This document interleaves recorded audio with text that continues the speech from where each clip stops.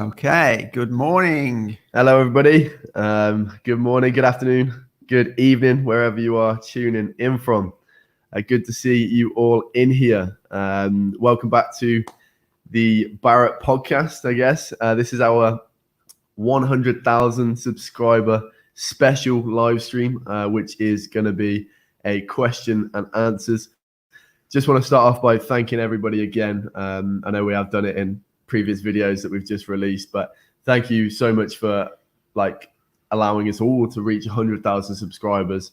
You're giving us the ability to work on this more and start making more content. So I really appreciate that. Yeah, we really appreciate the support we've had. You know, it's been amazing to us that we've reached that milestone in a relatively short space of time. And obviously, we've only got you guys to thank for that. So big thank you. Yeah. What was going to cover then? I was about the live streams. Yeah. So we are making a slight change to the live streams in future. This doesn't include this one because this is our 100K special. We're going to leave this one up indefinitely. For future live streams, we are going to, I actually mentioned this in the 100K announcements video. So if you saw that, you will already know this, but we are going to be leaving them up for 24 hours after it finishes in future, because we do want to encourage people to watch live. That is the main reason. However, obviously for Europeans especially, and some other time zones that aren't so on in this time, it's a bit difficult because it's like difficult to 2 a.m. in the UK and it'd be like 2 a.m. in Europe. So it's a big ask to get people up at that kind of time to watch a live stream. I'd be amazed if anyone was getting up or staying up until that time to watch us. But so we're leaving them up for 24 hours. After that, they will be taken down from YouTube. However, they will be going up onto Patreon.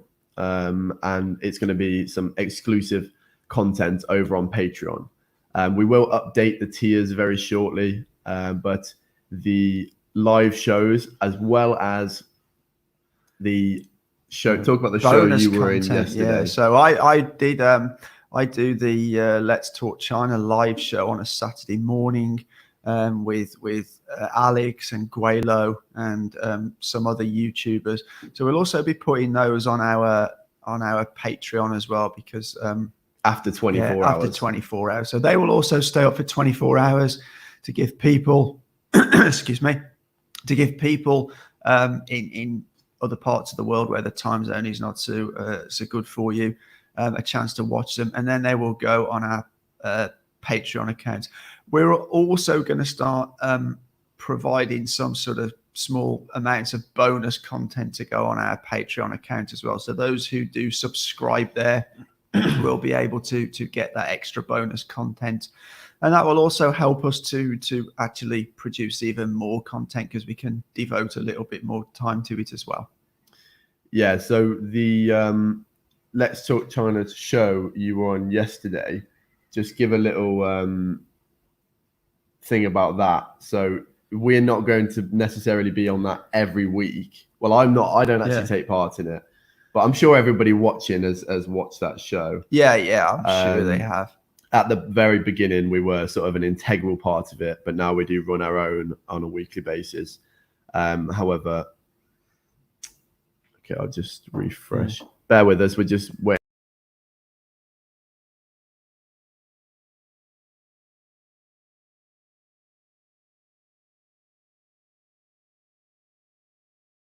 That one. We're not getting the comments through. Yeah, I just work on sort of the back end on that one. I was enjoying the show with everyone else, and it was a really good one yesterday. But that one will also be behind the paywall on Patreon. Even if we are not involved in it, we'll have a link for the viewers to be able to watch it. Mm-hmm. Because yesterday there was an issue, wasn't there,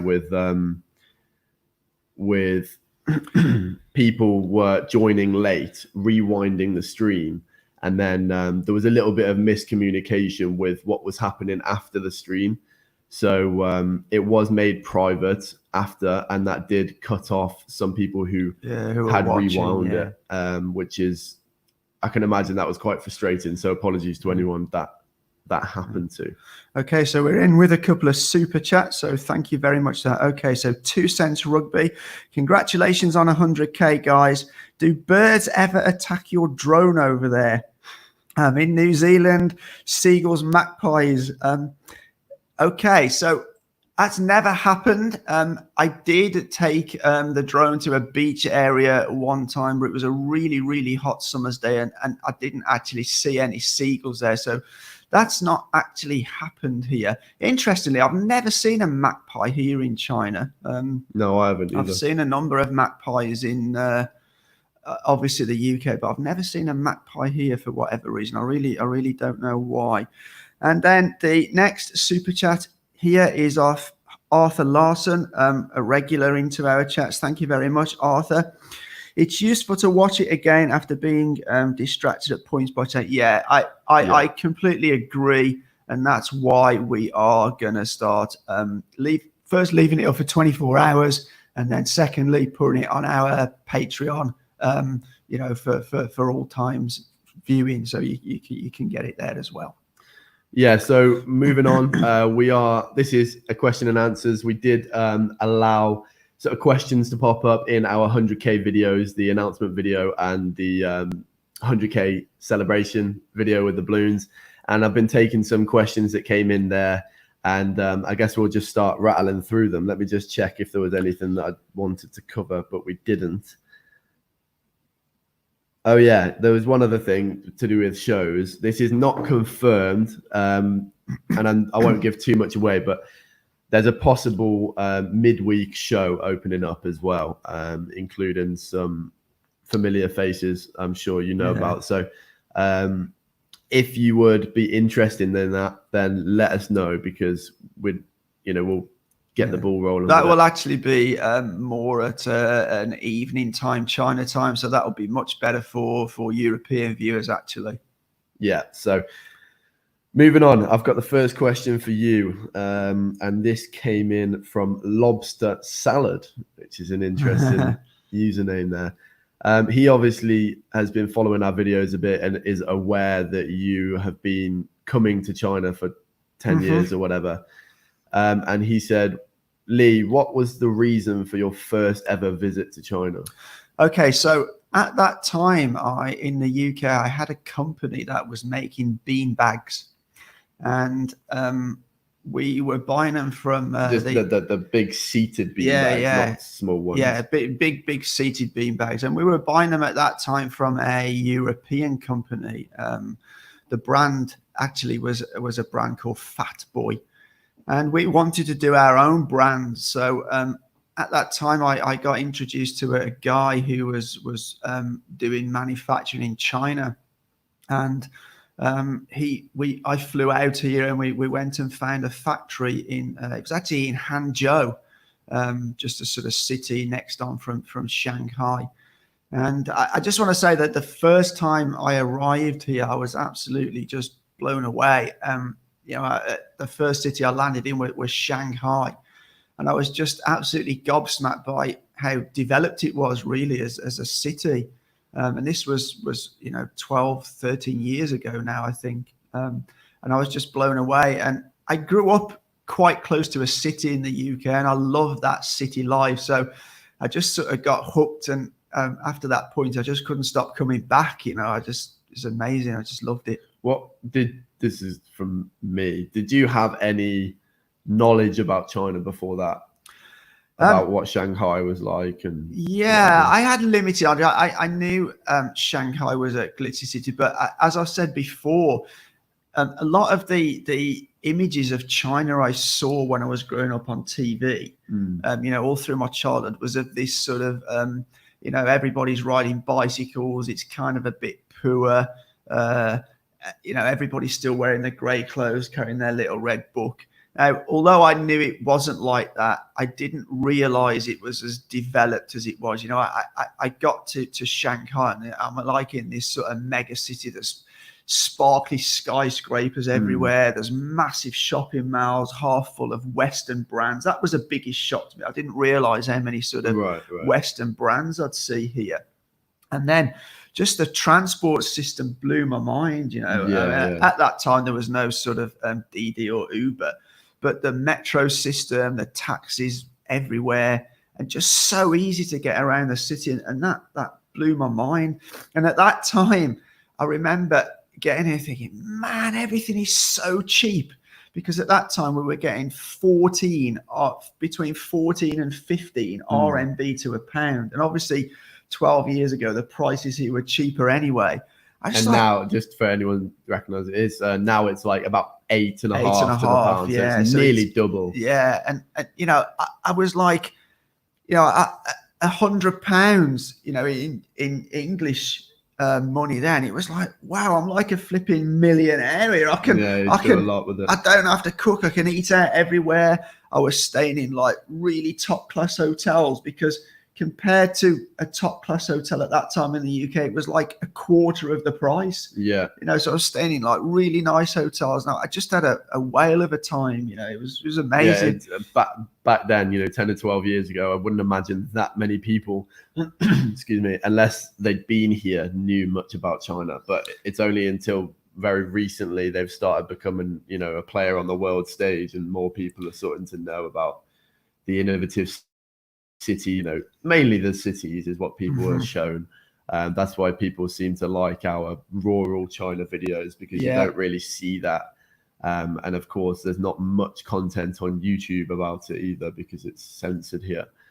So yeah, we do plan to go to more rural places. Yeah, I'd love to, you know, I'd love to cover a lot of China because it's such a big country and there's so much different in scenery and you know, just food and everything. I mean, I'm not a big lover of spicy food, which, you know, some provinces are, you know, it's very, very spicy. But, you know, there's just such a diverse range of everything here. Because it's, you know, what you got to imagine is I guess China is as big as Europe. And how many countries do you have in Europe? Yeah, it covers more land. 20 or 30 countries in Europe. Yeah. And every one of those countries is slightly different. So it's a little bit like that in China. What you have to remember, you know, just, you know, 100 years ago, China was many different separate regions. It's only sort of in more recent times that it's all come together as one. So there are sort of massive differences in different areas of China. Most of my sort of experience so far has been sort of Shanghai and south of Shanghai. And I'm really excited to go sort of more north because, you know, the culture is very different. I'd love to go and visit Harbin in the winter. I'd love to see the ice castle. I'd like to try skiing here. There's just so much I want to do. You know, and hopefully when we do that, we'll document it all and show you guys. I didn't realize you could ski in China. Is that possible? Yeah. There's up in Jilin, up north at the skiing. Yeah, I've never been skiing. I've always wanted to go skiing. I think I'd love that. I guess there's China's that big, you can probably do pretty much anything in the world here. Another thing I'd really love to do is whitewater rafting, and I know that's here, and I want to go and do that as well, you know. I'm just going to shout a few people out because we are getting some familiar faces in the live stream again. Top Spark, hello mate, just realized it's time for your live chat. Thank you very much for joining us. We got some of them are so difficult. Cuckoo Tai, I'm so sorry if I'm butchering these names. Mei Chu, Ben Logic, Dream, Sophia, Little Slimy, Barrett Parrots. Okay, I noticed John SS is here again. Thank you for joining us. He's just made a comment. Will Serpent ZA and Huawei 86 be joining you on the stream? Probably not our stream, but there's a good chance that might happen on the Saturday stream. So I think Guelo is trying to sort that out. So we'll keep you posted on that one. Should be an interesting one. For sure. We've got a few more little questions coming in. Will you have a Billy? That is something that's in the works, but we've just got so much on our plates at the moment. We have actually got got a Billy. But we are facing some issues with our videos and uploading them and things like that. So Once we are fully, in place with our Bilibili account, we'll be promoting it on YouTube. So if you keep an eye out for that, you'll know. Yeah, what we actually found is people were actually taking our videos off YouTube and uploading them to Bilibili. And that causes us a problem, because then when we want to upload it, the system says, oh, this video is already uploaded. Yeah. So we have to try and get those taken down first before we can put ours up. Only super chats answered. No, that is definitely not the case today, as it says live 100K special questions and answers. So whatever you want to ask us, we'll try and get to you. So I just want to slightly address this. Okay, so we do get some comments saying, oh, you ask for super chats, blah, blah, blah. Now, we don't ask for anything. We make you aware that facility is there, because and we do ask for support. We do this pretty much full time now. If you're a journalist with BBC or Sky News or a newspaper organization, those journalists don't work for free. Those journalists are paid. We don't live luxurious lifestyles. In fact, it's not the easiest to sort of, but we do have expenses. We have equipment, we have traveling expenses, we have to eat, we have to live. So this is why we do ask for support for the channel, and that enables us to keep bringing this content to you. Yeah. I agree with that, because I think there's I'm just going to shout out Trevor Norman there for the generosity. Thank you. Thank you, Trevor, as another regular in our streams. Yeah. I think there's a thing now that people do it, kind of assume that all online content is going to be free, which is fair enough to a point, because that you can get free content, but in most other forms you will pay for it. Yeah, and sure. We do allow it for. Of course, we allow it for free, but if people want to help us out, then that's great. But we don't ever. It's not forced, So if you can, then and you want to, then you can. But if you can't, that's not a problem. You're still going to get everything on the YouTube channel. Let's have a look. Let's go on to the next one that I've got written down here. Let's have a look. Okay. This is a question for both of us from E. Huang. Any plans to travel to Southwest China, for example, Chongqing or Chengdu? You may have heard us say in previous videos, we are traveling to Chongqing soon. Massive city, I'm sure there's a lot to do there.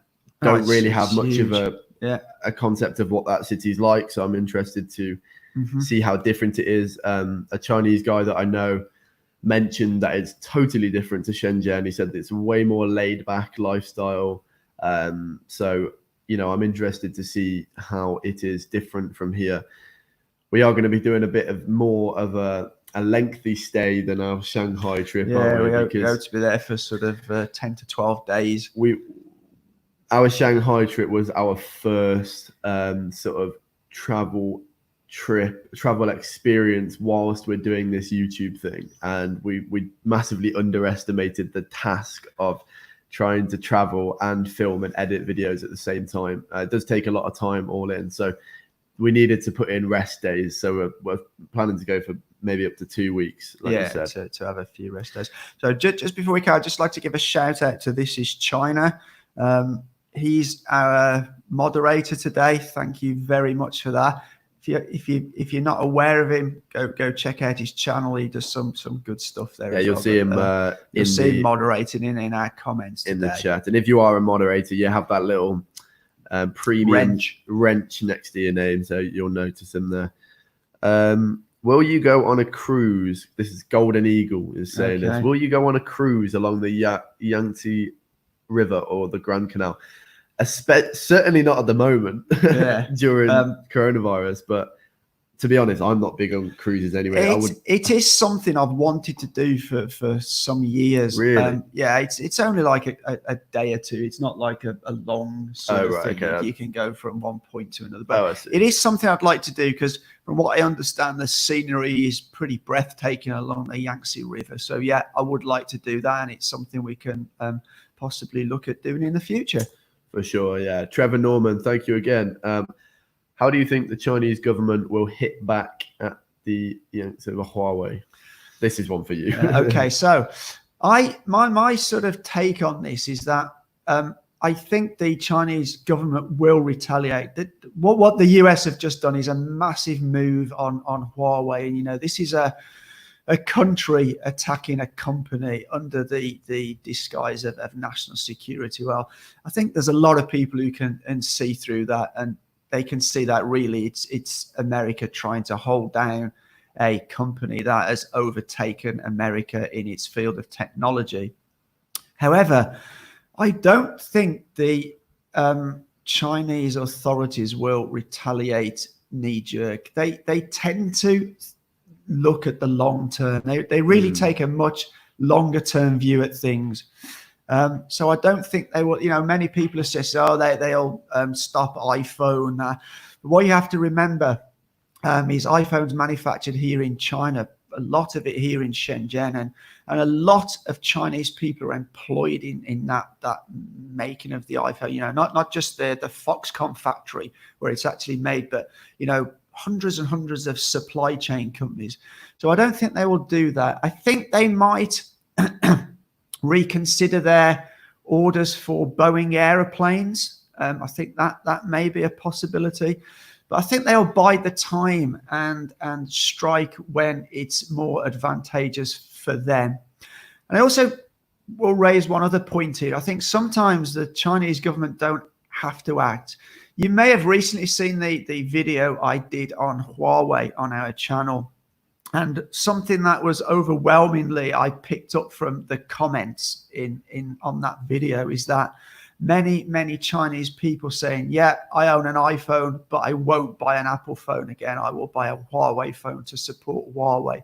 And obviously people go, oh, they're just nationalists. But I do think that is a thing that I would personally do as well. I'm actually not an Apple fan anyway. Although I think their products are good, I'm just not an Apple fan because I don't like being tied into that Apple ecosystem. But yeah, to answer the question and to sort of stop babbling, I think that China will bide their time and strike retaliation when it suits them. Yeah, just you get bubbles in your throat when you're talking so much, don't you? You do. Just kind of back to what you said. Just carry on. Sorry about that. We've got a kid that's looking at the door, looking to play with a little girl that lives here. But back to what Lee was saying before about the Huawei phones. It seems that in China they do like to support their own brands, and again, like you said, that can come across as very nationalistic, but before it was kind of like a face thing to have an Apple phone, wasn't it? Yeah, it was. Yeah, and if you didn't have an Apple phone, you weren't very cool, and you saw stories everywhere of people doing crazy things to be able to earn the money to get an Apple phone. Yeah.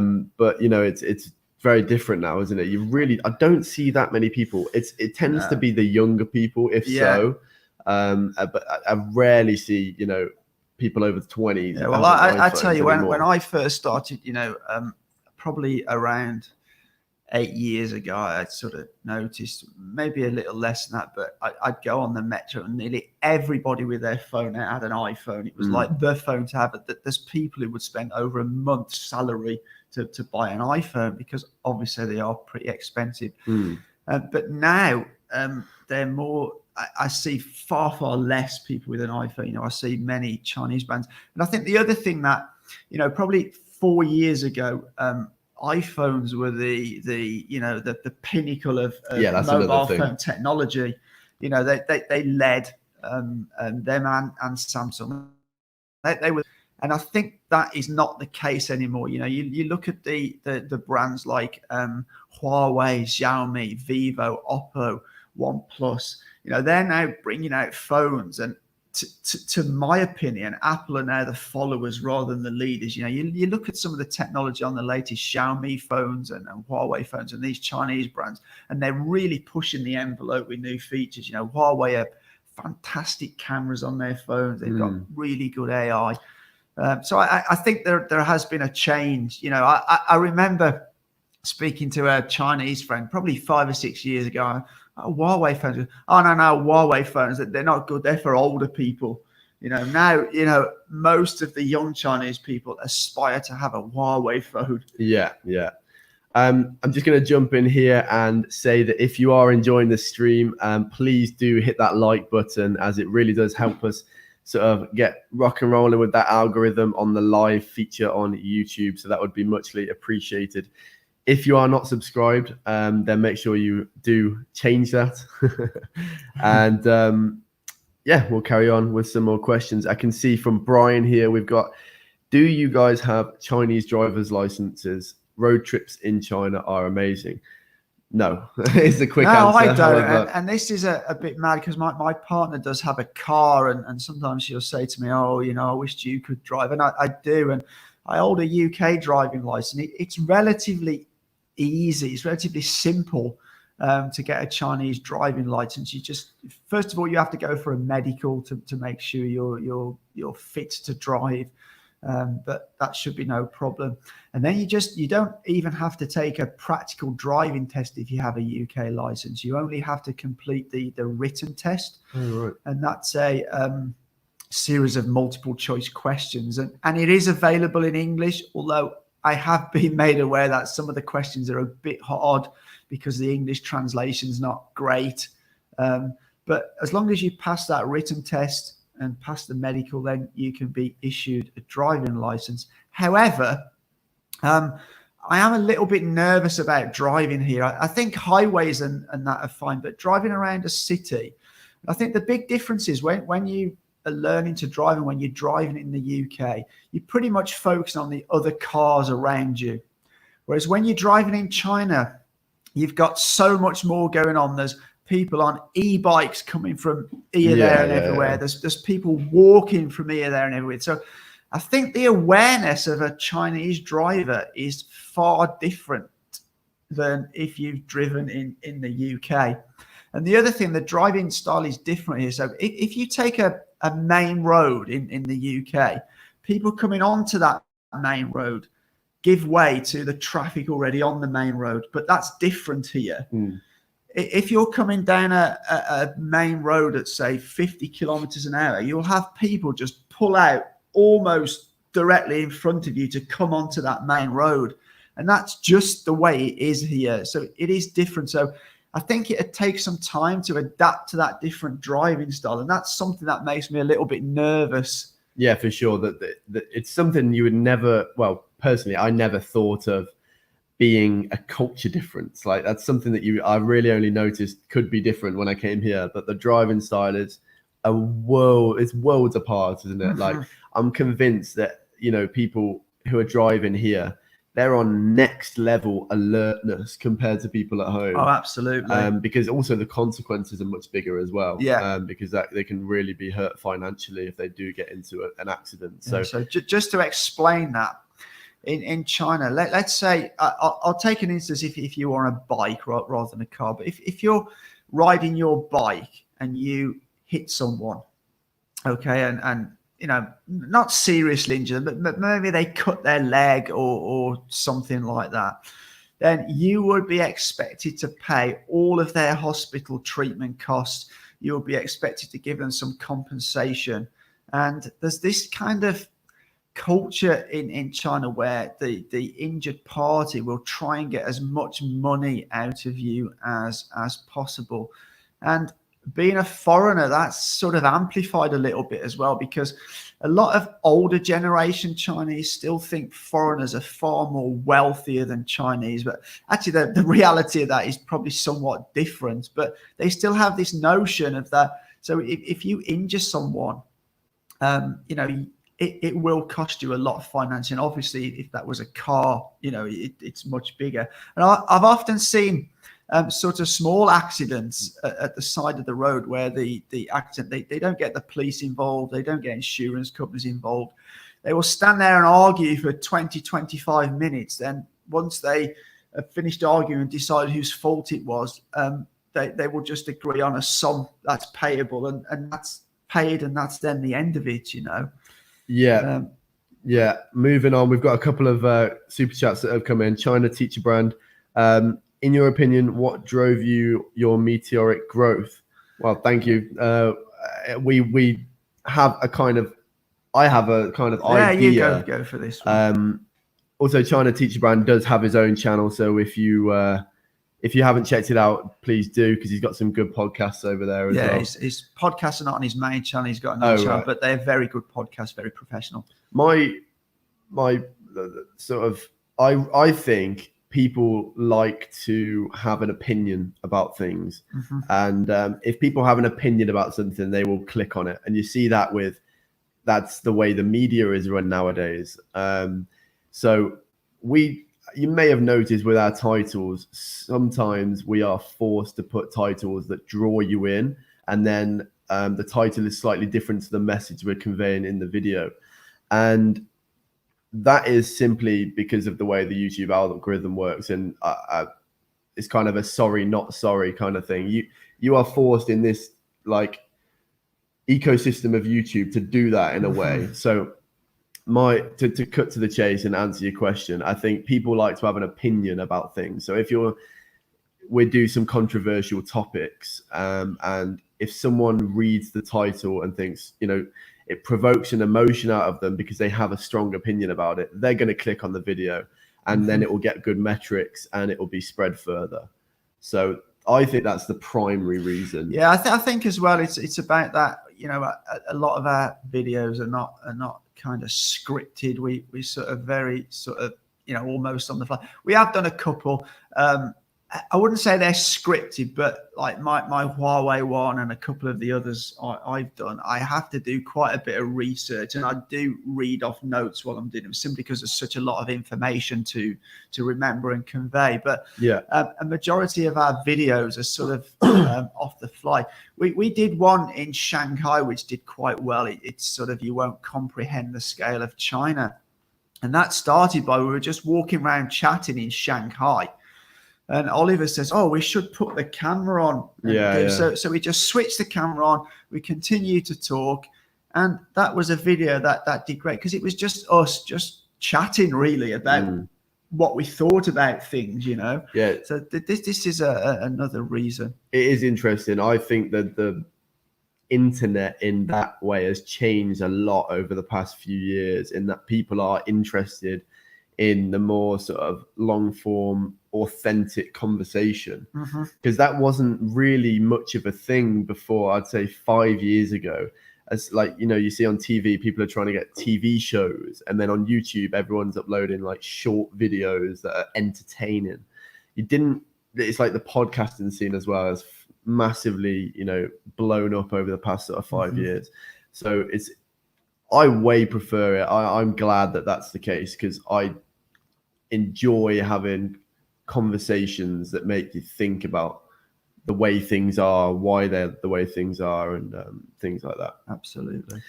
We've got, again, I do apologize if I butcher the name, Fat KY. Great stuff, fellas. Want to add, manufacturing innovation is often overlooked. Building phones and LCD TVs require new manufacturing processes invented by China. LCD factories cost billions.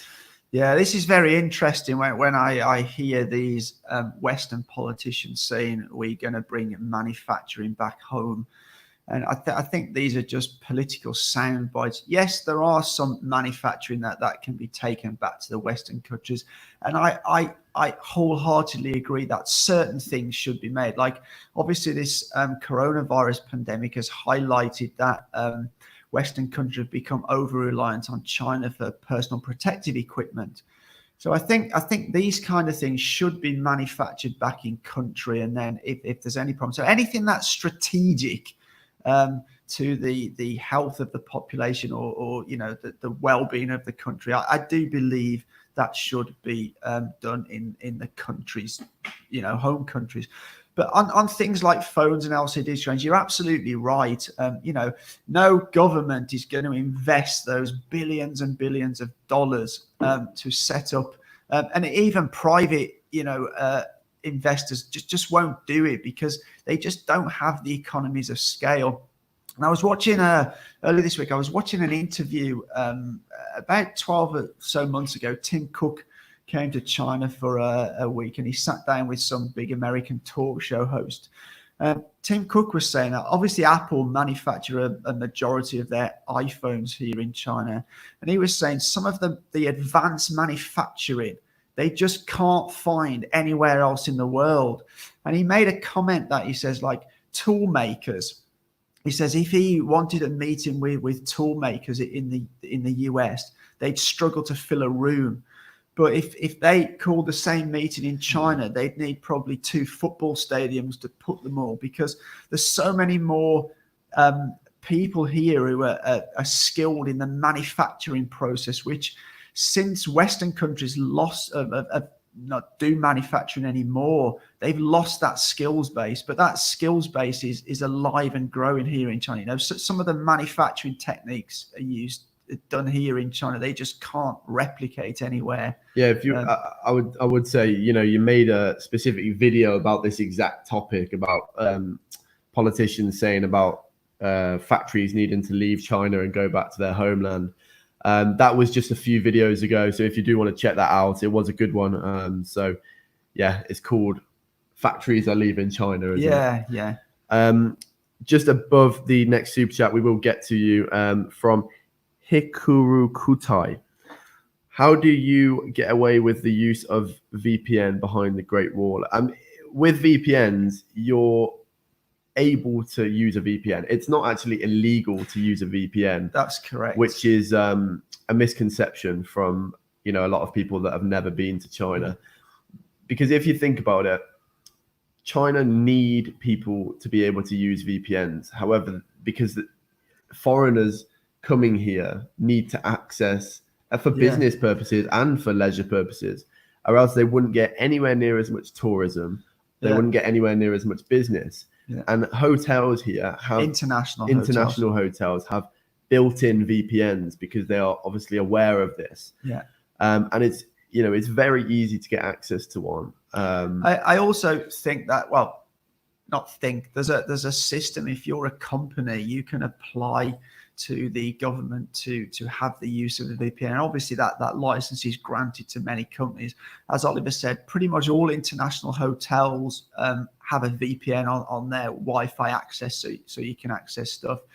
And obviously most foreigners, what is illegal is to sell VPNs, is to sell VPNs within China. So they do crack down on sort of individuals that do that. And also it's like, it's been explained to me by a Chinese person. It's like having a key.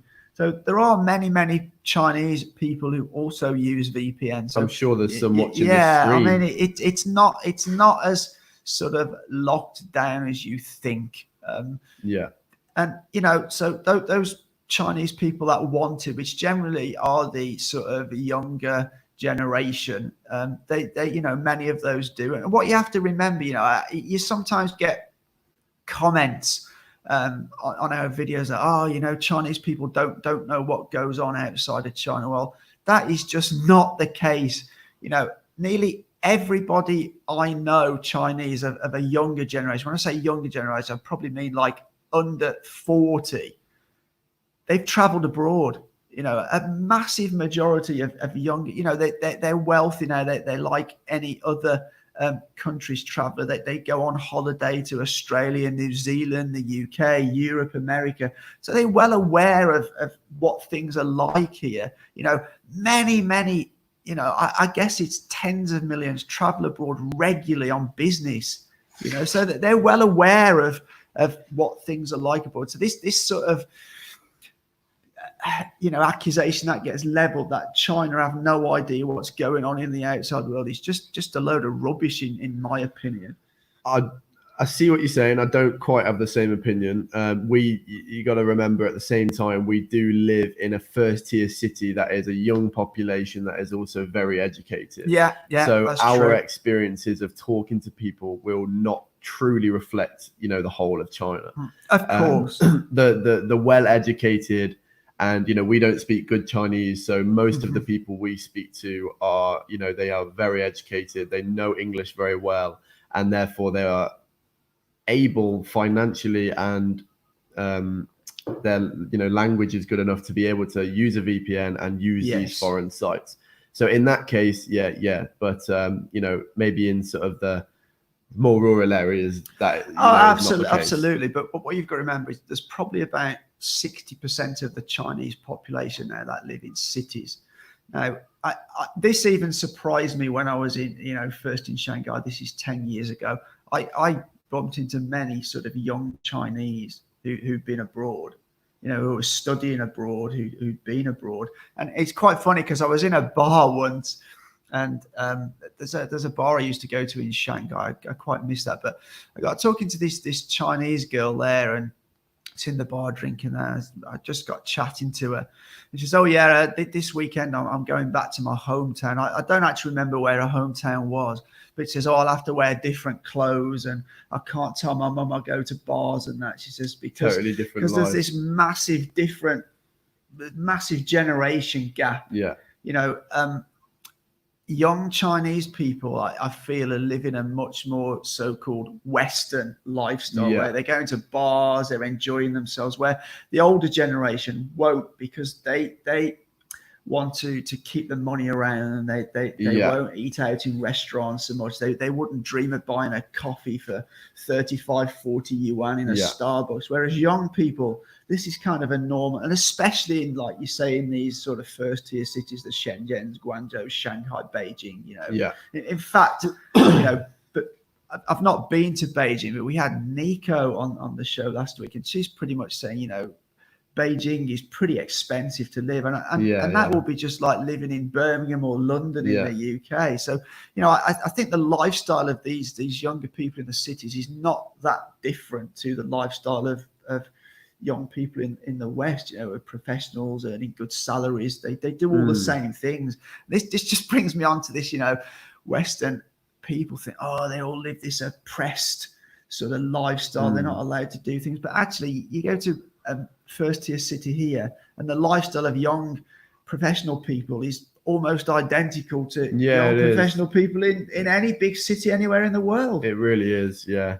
Going to move on to the next question that was well answered. Dream, how is medical insurance for foreigners there? I don't have, the knowledge to comment on this, to be honest. I don't really know.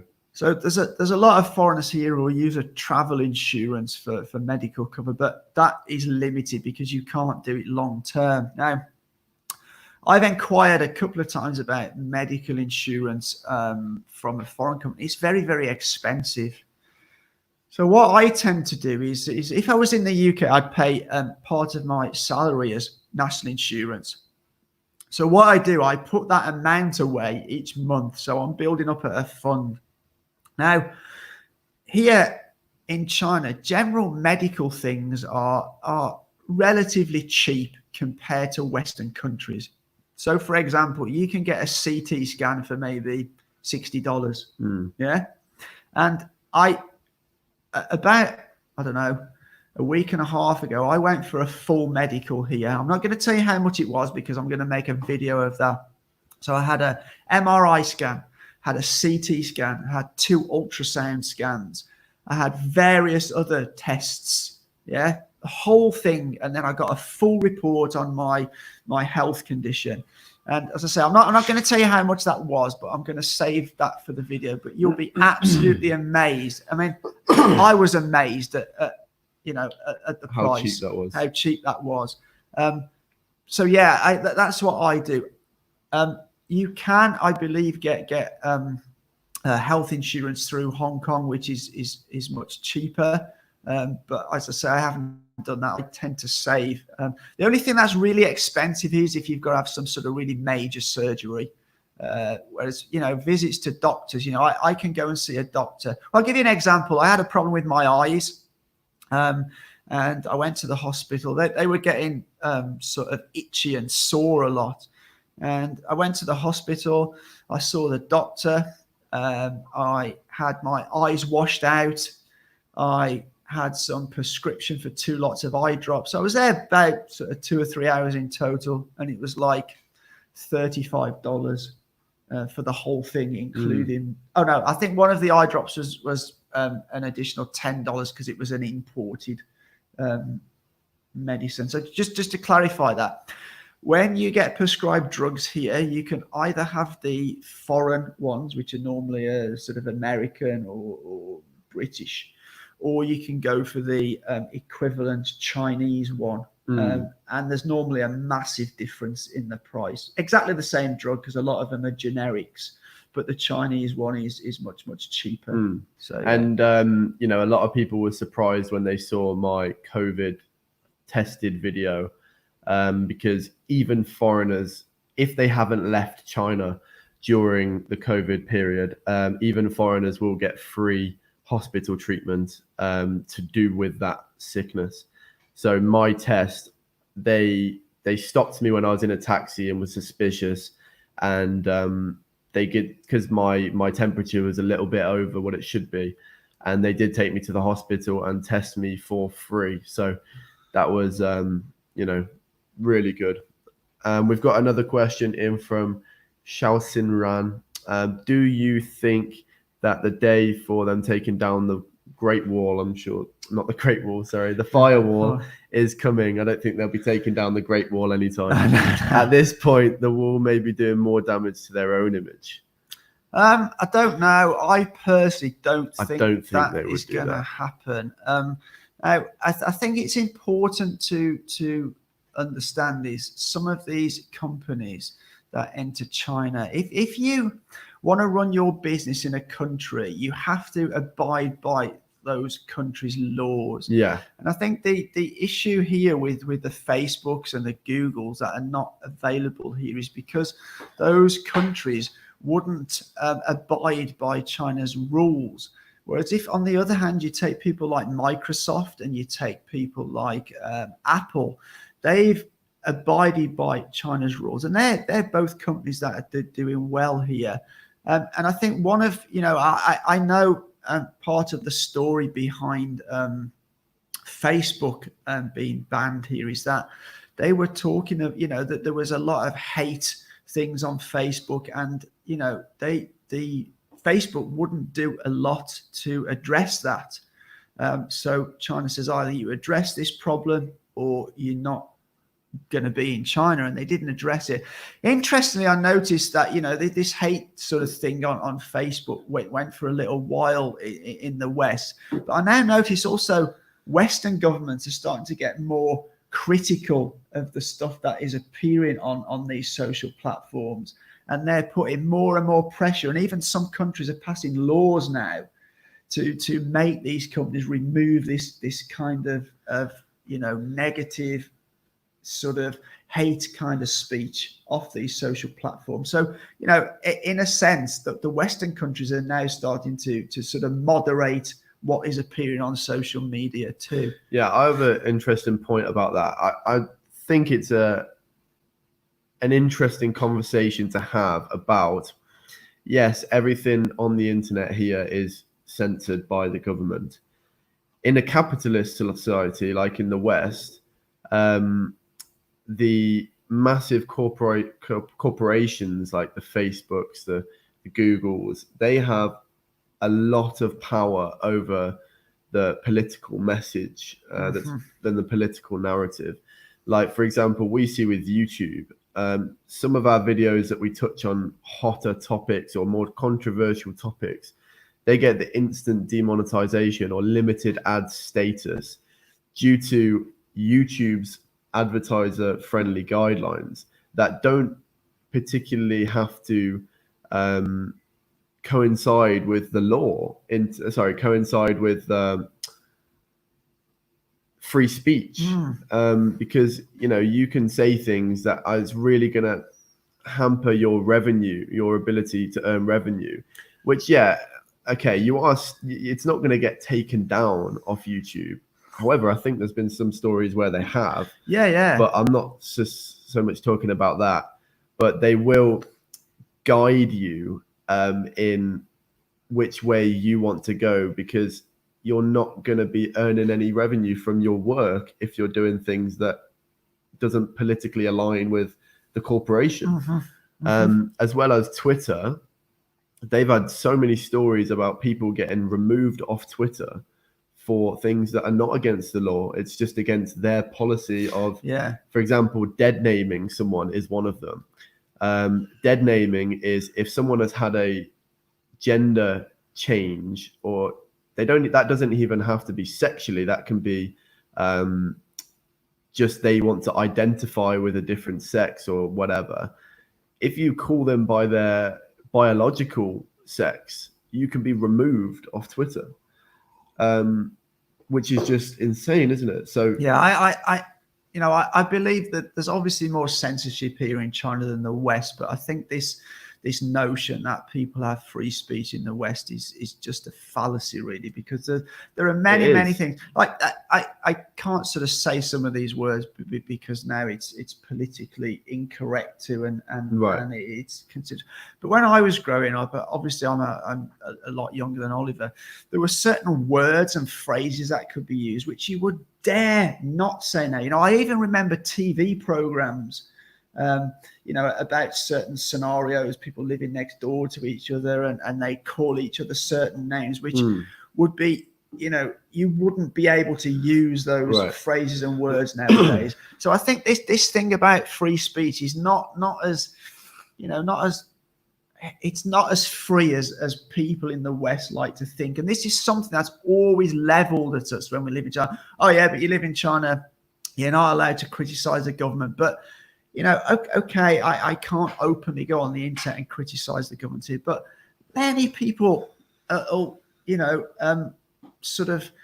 talk about their dissatisfaction of things. But the one thing I would say, and I truly believe this, if the majority of Chinese people were not happy with what the government were doing, I think something would change. Be a revolt. I honestly think that there would be a revolt. But in my honest opinion, I think a majority, not all, but I think a large chunk of Chinese people are quite happy with the government, what they've done. They've made their lives much better for the people over the last 20 or 30 years. They've provided a safe environment for them to live. They've provided them with the ability to earn money, and their lives have improved. And I think, there's a large majority of Chinese people who are okay with that. They're not really bothered about sort of macro politics and that they can't criticize things. I think as long as they're getting on with their lives, that's what they bother. And I think that's similar to people in the UK. I hear many people saying, I'm not going to bother to vote. It don't really bother me. Yeah. As long as I'm okay and I can get on with my life, that's fine. They're basically living like a Chinese person. So that's true. I think sometimes these sort of statements by people are not, 100% sort of, they don't sort of think about. I think generally people think about their own situation. As long as they're happy, a lot of them don't really care that much about the bigger picture, to be fair. Yeah, I think there's a lot of mob mentality with this freedom of expression thing.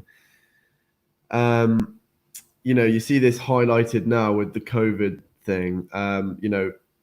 Yes, it's a free society. You've got let's take the US, for example. You're free. It's the land of the free, right? Yeah. But all of a sudden, there's been a threat to public health. So temporarily, those freedoms have been removed because it doesn't now suit the period of, it doesn't, people aren't being sensible. People aren't, so they're forcefully having to take away those freedoms. So, it's kind of just what's the right word for it? It's a straw man fallacy, isn't it? It's not actually true. It's more that people just believe that it's true. Yeah.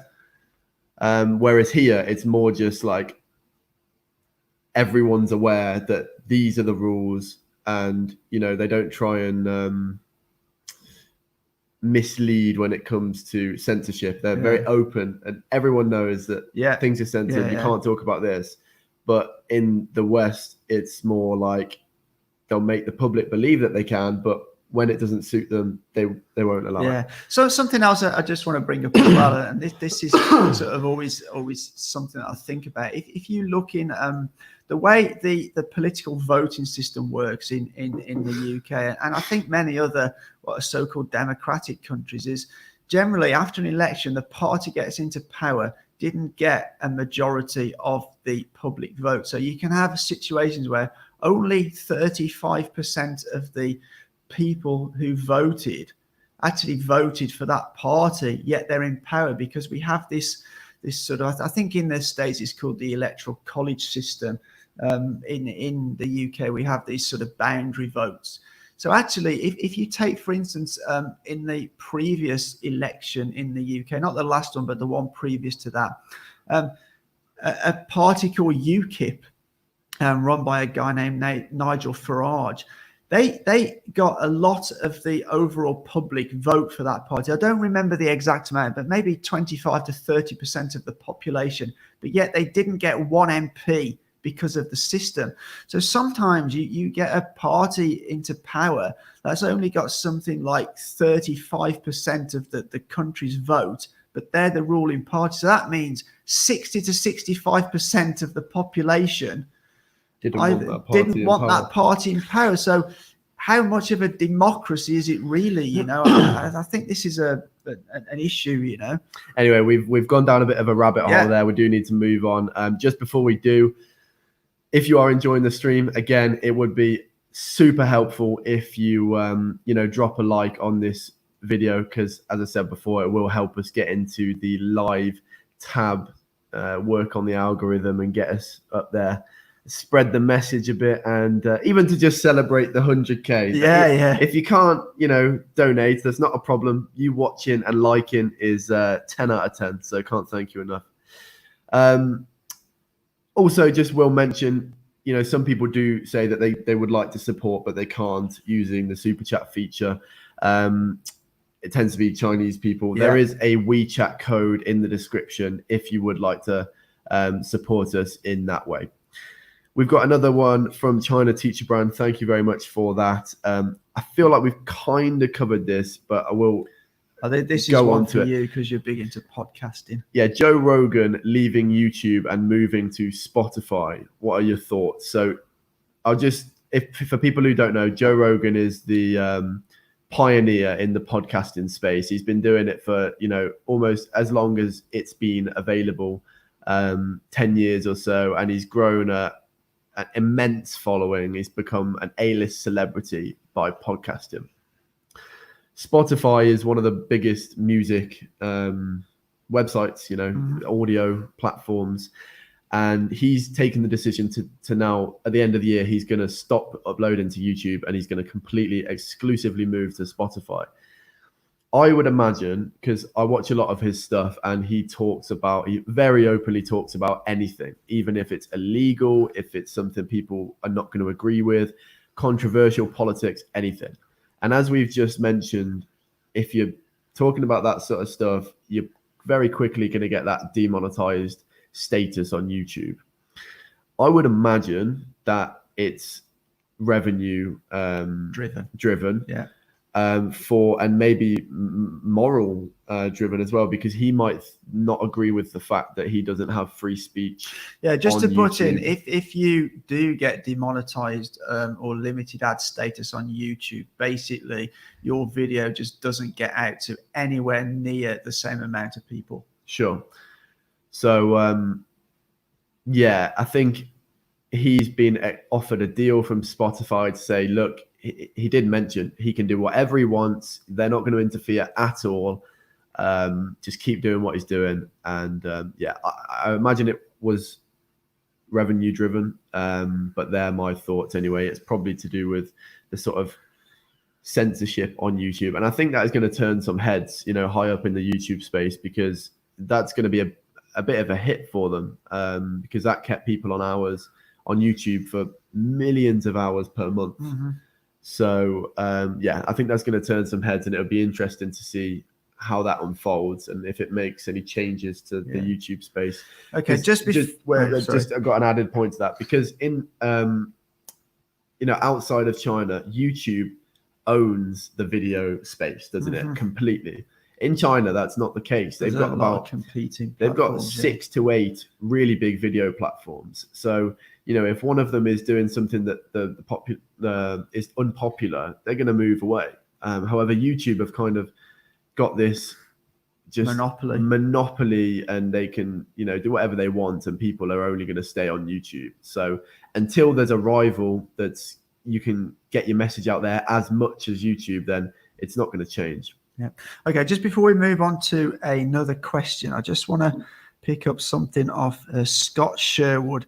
China make virus. Now, these kind of comments I really think are not that helpful. China didn't make the virus. It wasn't a made virus. It's been proven scientifically it's a natural occurring virus.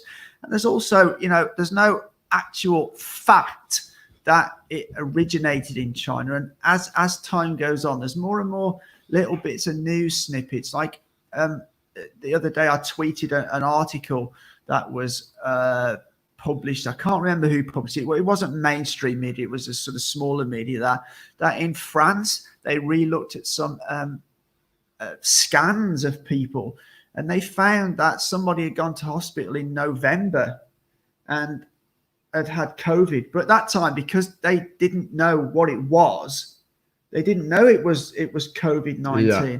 So, and I think the important thing here is just let the scientists do their stuff, and hopefully they will come. If it did start in China, then so be it. It started in China. That could have easily been anywhere. Ebola popped up in Africa. H1N1 started in the USA. AIDS started in the USA. This thing about, China made the virus and we've got to punish China for that. I really don't agree with this. I just think that people should be, a bit more thoughtful around the world and think that could have happened anywhere. And also think that rather than being so cold, think about the thousands and thousands of people who are dying and all their families that are grieving their losses. Whereas, comments like that are just unhelpful and just to totally anyone. Unhelpful. Moving on anyway. Arthur Larson, well said, Olivia. Just kidding. I've been called Olivia a few times in my time. John SS, don't be pro or anti-US or China, just be friends. Yeah, I mean that is the case. I think it's about providing a balanced view, isn't it? And I think this is a problem now, because I see a new Cold War emerging between the US and China, and I think this is going to help no one. I think it's going to be a lose-lose situation. The American administration is full of hawks, sort of more right wingers, and they're pushing this narrative that China's bad. And I think that China see it differently. And I think this is, going back to about China retaliating.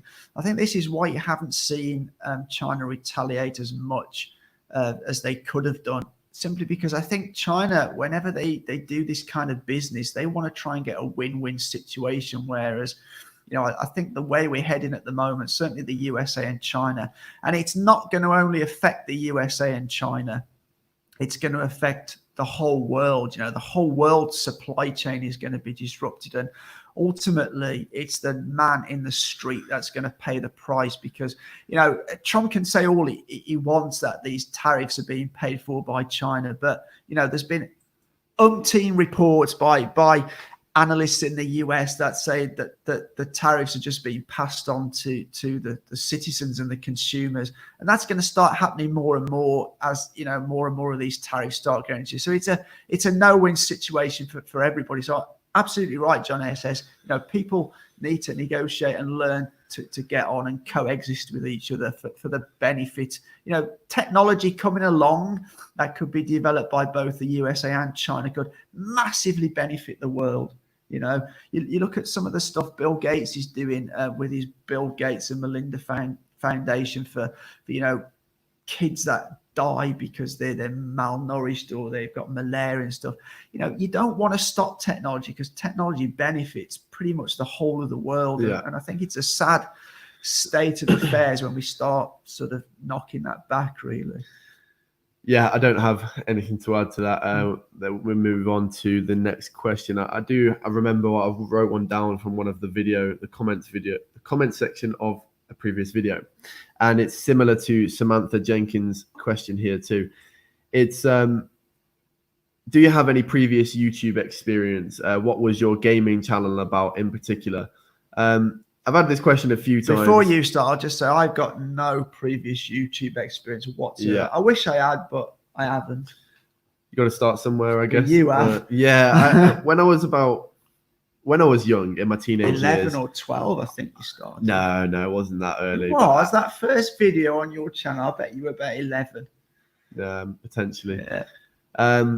I used to play games all the time growing up, and it was a problem before I started making money from it. What was the main game you used to play? It was a first-person shooter called Call of Duty, but you were obsessed with it, weren't you? I was obsessed with it. And it's something that turned from a hobby into actually starting to make me money. Well, it became a problem because instead of doing his homework and his schoolwork, he'd spend all night playing Call of Duty, and that used to cause a lot of friction in the home. Yeah. But I started a YouTube channel when I was about 12. I think it was about 12 or 13 years old. And there used to be teams within this game. Teams would have a YouTube channel. And I got very good at this game, and I worked my way up into the biggest and most well-known team, FaZe, which was called FaZe Clan. Yeah, I'm sure most people, no one knows maybe, but anyway, I ended up creating a following of over 100,000 on YouTube by the time I was about 17 years old, and I was making money from it. For a 17-year-old, I was making a handsome paycheck. But because of my immaturity and, inexperience, I didn't realize the value of what I had. And once I got to the top in this, scene, I got very complacent, and, other things started becoming a priority, and I kind of threw that away. That taught me a very valuable lesson, though, from a young age, really, because as soon as I it sounds trivial, but got to the top in this gaming space, I did just sort of lose interest. And that did teach me the lesson of, when you do start doing well, that's just the beginning. And that is cliche, but, maintaining that space is, harder than the climb in a way. Yeah. That's my story anyway. So I was doing that for about 4 years, and then had a few years break from YouTube, and now we're doing this, which is a totally different thing. And we've reached to 100,000 again, which is awesome, because I kind of had this looming regret in a way. I kind of tried to tell myself, no regrets, whatever, but I kind of had this looming thing that I needed to pay myself back that debt of a YouTube following. But yeah, that's my thanks for the super anyway. sticker there. Good life. Appreciate that. Just a thank you to our moderators this morning as well. Samantha Jenkins and This Is China. Jerry over at This Is China. Really appreciate the work you're doing for us. Have we got any other moderators in this morning? Excuse me. Good Life has just actually asked a question after that as well. Oh, okay. Lee, how long do you plan to stay in China? Right now, I plan to stay here for the foreseeable future, as long as I can get my visa renewed. I have what's called a Q2 visa, and I enjoy it here.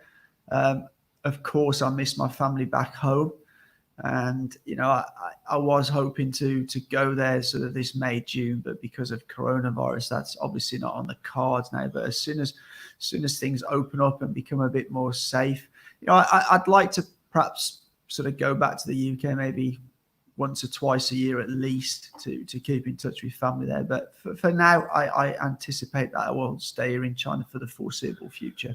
Yeah, that's kind of, I know the question wasn't aimed at me, but I guess I'll answer too. I came here thinking that I have no idea how long I'm going to stay. If I like it, I'll stay. If I don't like it, I'll go back. I'm very much the type of person who doesn't like to plan too far ahead in the future. I just take it as it comes. I'll sort of cross that bridge when it comes to it. I'm enjoying it at the moment. There's a lot of things that I enjoy about my life here compared to where I was in England anyway. So I have no plans to sort of move base as of yet. I want to travel a lot of Asia, and I haven't done much yet. So this is a great base to have to travel Asia. Going back and forth from England is just a no-go, it costs you way too much. So anyway, I would like to go back to the UK, maybe for a holiday, maybe in the Christmas time, over the Christmas period, if that's possible anyway. Just I've noticed sort of something in the chats about the new sort of security bill that's being passed for Hong Kong. I'm not going to talk about that simply because I don't know enough about it. The guy that is so tuned into that, I don't know if he's in yesterday's team, is Daniel Dombrill. Go and have a look at his channel. I'm sure he'll be doing something like that. But I'm just not qualified enough to talk about it. I don't understand it enough. It's not something I've looked at. So I really don't want to talk about it. I don't want to talk about it because, I think it's right or wrong. It's just that I don't know enough about it. So... Arthur Larson, thank you very much again. Shout out to the two white girls in China. Would be great to see you chat with Holly and Nora in Shenzhen. I'm not aware of them, so I will have a look at their YouTube channel if they've got YouTube channels. It sounds like they do. I'm not sure, but we're open to get people onto the show in the future. Opinions and views. Yeah, we'll probably mix it up between having guests and not having guests. Because it is fun to do these Q&A ones, maybe monthly or something like that. But thank you very much for your super chat there. We've got another one in from Fluffing Fluff. Thank you very much. The funny thing is that if any official in China made 1% of the mistakes that governments in the West have made, they'd be fired in no time. Yet big Boris Johnson and his goons just keep rocking. Democracy? Yeah, and I think this is something I think this is very interesting. I think that whilst you go, I'm going to need to go to the toilet just once. I think it's really interesting that I see that the sort of nations, the democratic nations that knock China. I often sometimes feel it's because they're trying to hide from their population how well China have done, with improving the lives for their citizens compared to how much the West has.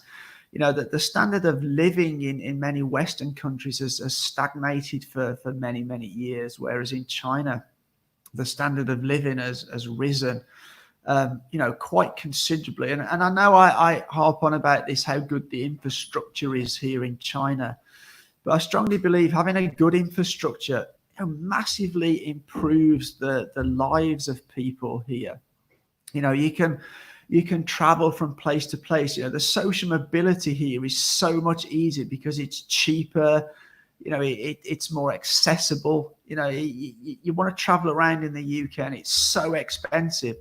And I think the other thing which I'd say here about the politics is that most politicians who get to the top in China, they have served like a 30 to 40 year apprenticeship. They have a lot of experience, where a lot of the time in Western democratic countries, the people who reach the top have very little experience of running things. Many of them have come from privileged backgrounds, or they've got there because of money. And if you take the USA, for instance, it's all about lobbying and big corporations supporting the politicians financially. Now, I believe once they get to the state where they're a politician, of course, those large corporates expect something back for all their donations. And I don't believe any politician who says they don't give back. Of course they do. If you're a business and you're donating hundreds of thousands, if not millions of pounds or dollars to a politician to get them elected, you will expect something in return. And, that's something, bribery and corruption does happen here in China. I will say over the last years since Xi Jinping has been in power, they have done a lot to attack that. But of course, it still goes on.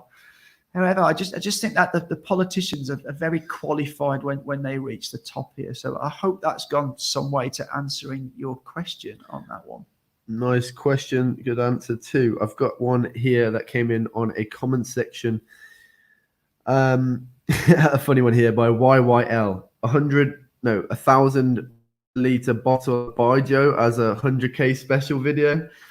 I don't think so. For those of you who don't know, Baijiu is it translates to white wine. It's not white wine that you're used to back home, but it's like 70% alcohol. It's basically just a really strong spirit. Yeah. It's like drinking fire water. I can't drink it. I'm not a big drinker at all, but I can't drink Baijiu. No, it physically makes me sick. Yes. I think it's gross. So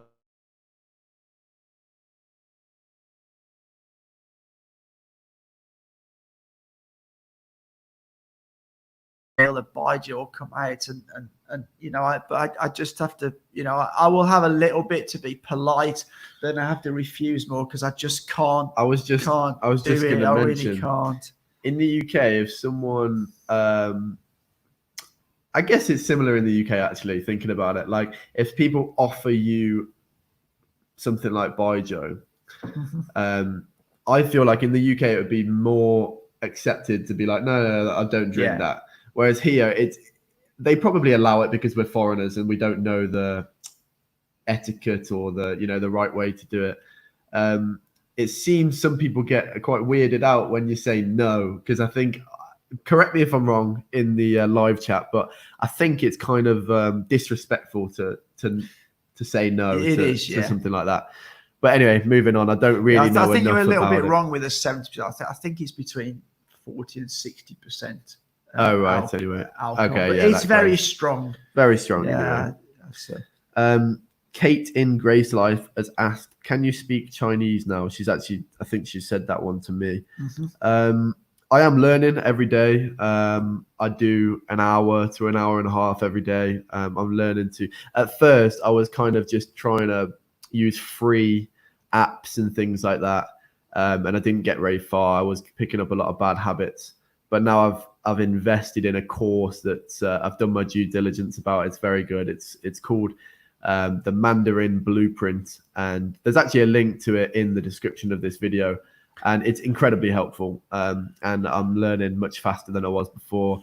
I'm up to about 120 characters at the moment in about a month, which I think is pretty good going. Very good. But 800 characters cover 80% of the language, so I need to get, I've got a long way to go. I can't really have conversation, but I can do things day to day.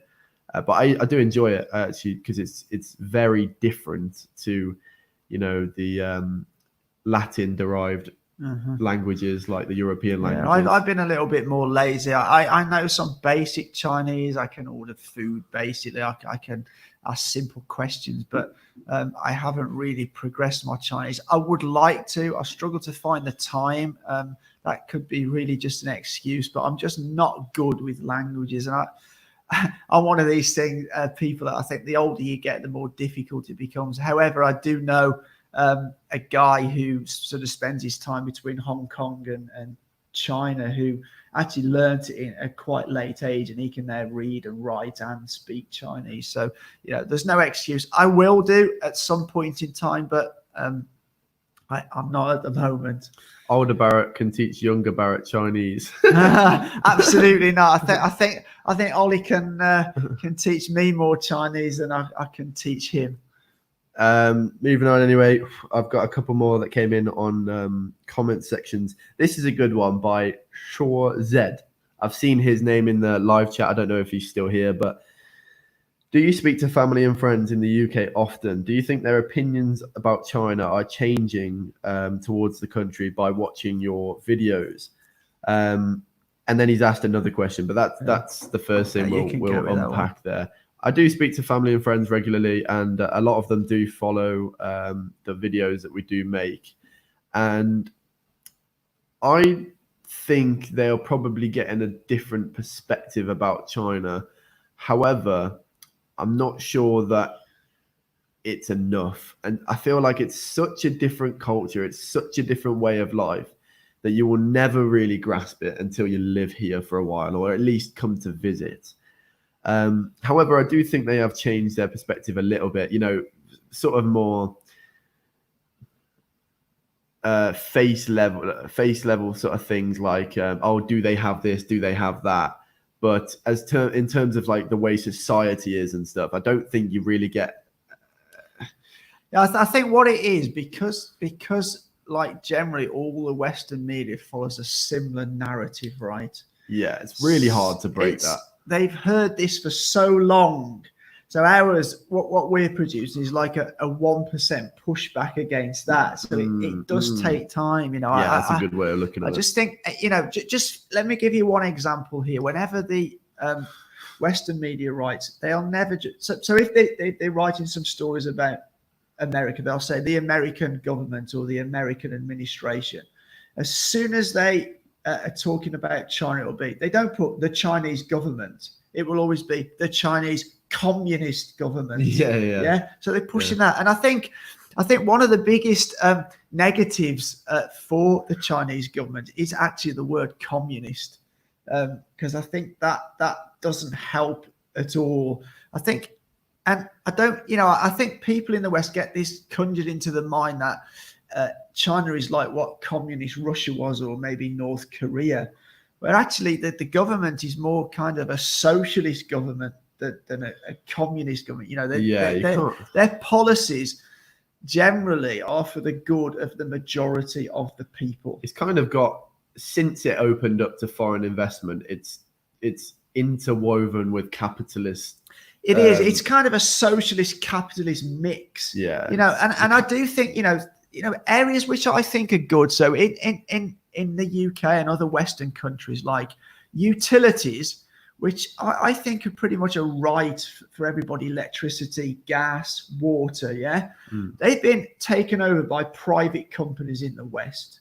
So the first priority of those private companies is to make money for their shareholders, So hence the price of those services has gone up and up and up and up and up. Whereas here in China, because those service industries are owned by the government, their first priority is to provide the service of electricity, gas, and water to the people. That's a massive difference. So the price is margin of that here, and it's the same with the price of fuel here. It's regulated by the government, not to profiteer for big oil companies and that. It's regulated by the government, so the price is kept lower. And I think these are a good characteristics of it. I'm not a socialist, but personally, I think the mix they've got here between socialism and capitalism is a good mix, and I think it's working. It must be working. You can't doubt the fact that it's working in terms of in financial and growing the country out of what it was 50 years ago. I think I said earlier while you were in the toilet that that if you look at the standard of living in many Western countries, it's pretty much stagnated. Whereas the standard of living in China has rose massively over 20 years. Absolutely. There's a thing, sort of real life example that I want to give here, because you said the transport, things like that are all regulated. The price is regulated by the government. That you see that when it comes to travel. I used to get the bus to town, which was a 10-minute bus journey from where I lived in England, and I'm going to default it all to US dollars because that's what most people will know. That bus journey for 10 minutes used to cost me about $3 to $3.50. For $1.50, I can take the metro to the other side of the city and I'll be on there for 2 hours. That is just mind-blowing for me. And that is what comes with the government regulating these things to make them available for everyone. And I think it's not so much regulation; it's that these services in China are operated by the government. Yeah, so I probably they're not operated solely for shareholder profit. Right. Whereas a lot of these sort of mechanisms, I'm not sure about Transport for London, but certainly a lot of the bus companies and train companies in the UK are private. So their first concern is to make profit money for shareholders, whereas that's not the case here. Anyway, we've had a few super chats come in, so we'll get to those. Fluffing Fluff, thanks for answering my question and congrats with the 100k subs. You're absolutely welcome. Thank you for the donations there. We appreciate that a lot. And for the congratulations. I just moved down here. We've got Jumin. Wow, thank you very much for that. We do. That's phenomenal. Thank you so much for the super sticker there. I think the super stickers are quite cool. I would like it if we could make our own super stickers. I know they can on a different streaming platform, but I'd love it if we could do it. YouTube will bring we'll do that because I'll have some funny faces on there, which will be interesting when they pop up. Yin Ho Core, we do see you in here every week. Thank you for joining us again. Shout out to Cyrus Jansen. Oh, it's a YouTube channel. Yeah. Cyrus Jansen, hugely underrated channel. Also, will you both be celebrating the milestone with Amy by having a chili oil-based dish? He's referring to she made a video recently about making chili oil, didn't she? Unfortunately, she's not in China at the moment. She got caught she's out in Australia. Of the country with the COVID, and she's not able to get back in at the moment. So she spends time between Germany, where her boyfriend is, and Australia, where her family is. So she's back in Australia at the moment. I think she's itching to get back to China, but obviously she can't right at this point. But it would be nice to meet up with Amy. It would be. She travels around China quite a lot, but I think she's going to be based in Beijing when she's back, which is a world away from where we are. But because as you just said, she's also hit the 100k mark as well. Yes, So congratulations to Amy there. Dudist Priest. Our USA media, MSM, is pretty much propaganda. Since there's an election going on, it's Dems against the reps. Yeah, I don't even watch MSN anymore. MSM. Yeah, it seems to be a sort of competition in the USA at the moment between Trump camp and the Biden camp of who can be the hardest on China, because since the trade war started, the mainstream media there seem to have been sort of pushing as much negativeness about China out to their population to get the population disliking China. So it now seems a competition of who can become the hardest on China. And the other thing I've sort of noticed is sort of Trump seems not to care about anything else at the moment, but his election win or loss, as the case may be. It's like, he's made statements recently. We'll open up the country even if the coronavirus starts spreading out. We're still opening up the country because I've got to win an election. I just think that is absolutely crazy. Absolutely. What's really just odd with today's world is how more and more it's a team against another team. Biologically, I think we love to identify with a team, whether that's politically or in other things. And this is why people get so diehard supporters for their football team or whatever. People love to have a crowd to cheer with and a side to be on.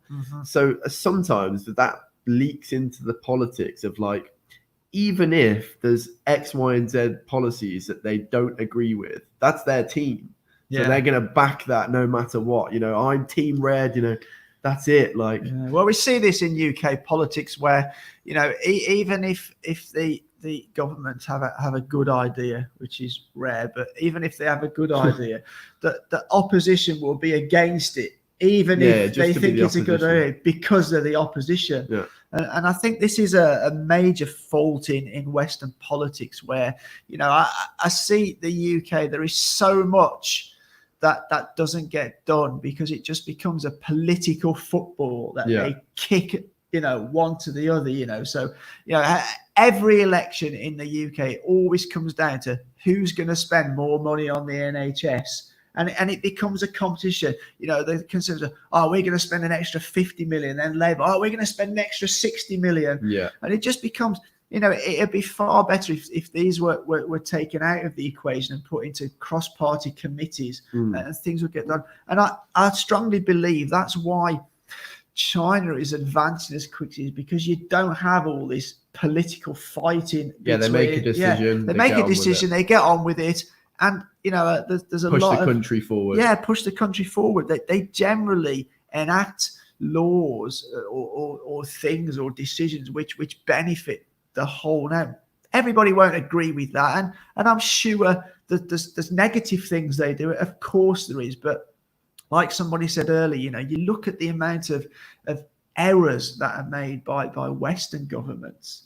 It's just phenomenal. The money that's wasted, the judgment calls that are wrong, but they get away with it. Yeah, one massive difference between China's and Western politics is that, I do agree China will enact on the benefit of the majority. However, I would make an argument that the people who don't align with the majority, they get hit more severely than the people who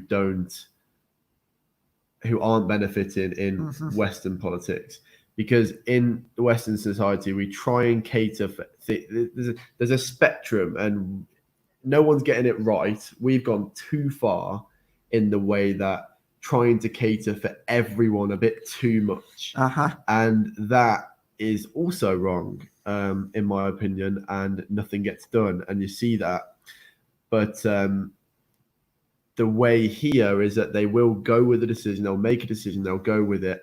And that will hurt some. That's not going to be great for everyone. Sure. But they will try to do it for the benefit of the majority. But the people who are on the lower rungs, it might hurt them more so.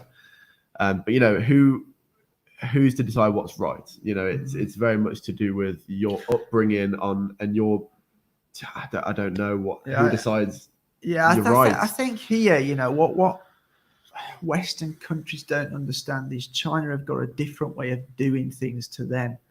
And I think this is an issue that they just need to accept, because China are not going to change. China are not going to change the way they do things for the benefit of a Western country.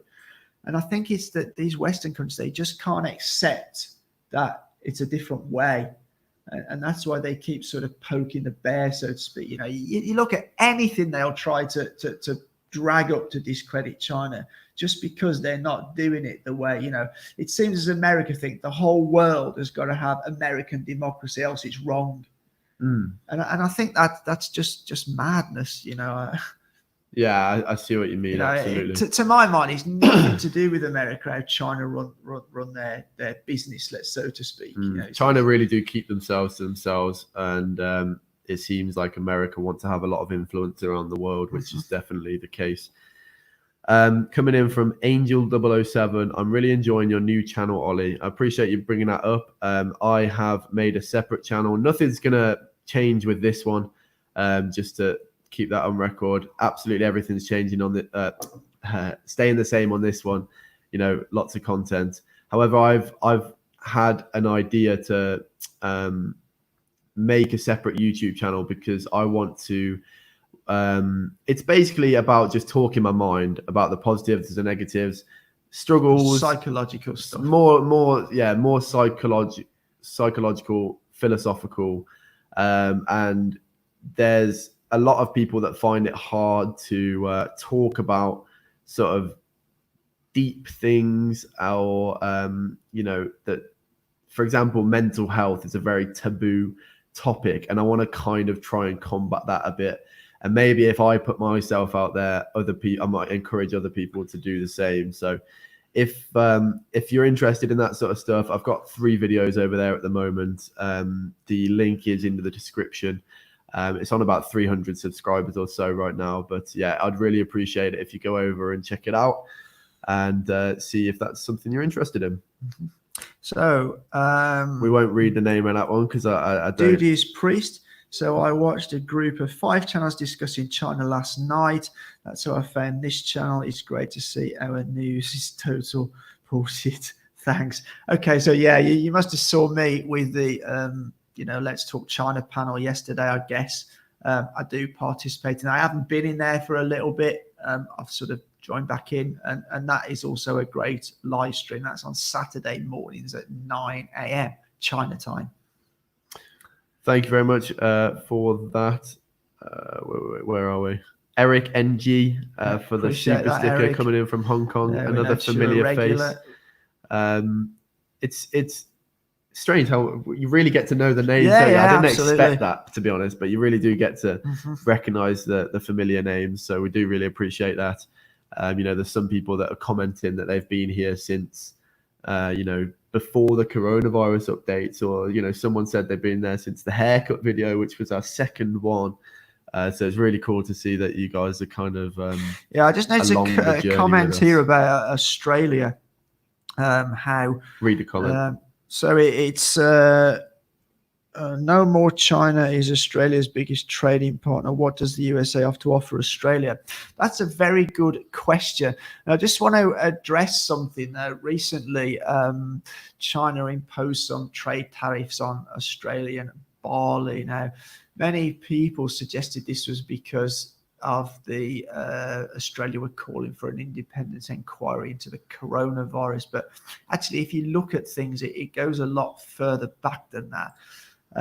I believe, and from what I understand, it's more of a retaliation for the tariffs Australia levied on the China steel industry.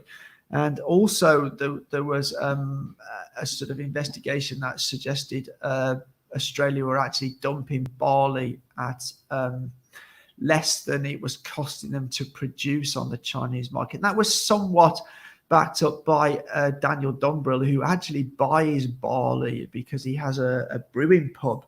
And he was saying that, Australian barley was very, very cheap. So, I do think that, I find it a little bit strange how Australia are being so negative now towards China as well, and I think that may be a bit of a disaster for them in the long run because they do a huge amount of business with China. If China was to turn around and sort of stop Australian beef imports, I think it would cause Australia a lot of pain, and the same with minerals. They import a huge amount of earth minerals from Australia, and I think that would cause Australia quite a problem. If that, I suspect it's because Australia are a part of the Five Eyes, and you've seen in the news over the weekend, the UK are reconsidering their use of Huawei in their 5G rollout, and I do think this is from pressure from the US. There's news articles that have sort of said as much. So I do think it's a bit crazy how all these sort of nations seem to be following America's lead instead of thinking for themselves. Okay, moving on again. We've got Fluffing Fluff again. Thank you so much. He's got some good questions as well. He has, or she, sorry. What happens in the West right now seems like the cultural revolution that happened in China. People are so blindsided by their ideology, beliefs, without understanding the fact that balance is the key. That is an excellent point. Yeah, I think part of the problem is that media over the last sort of 20 years, if you go back 20, 30 years, media would investigate stories. They do a lot of fact checking. They make sure stories were factually based. I think that has completely disappeared. I've seen videos where one American network will get hold of a story. It's not fact checked, and then it's just parroted out by another 50 news organizations. And those 50 organizations reach a huge amount of the population.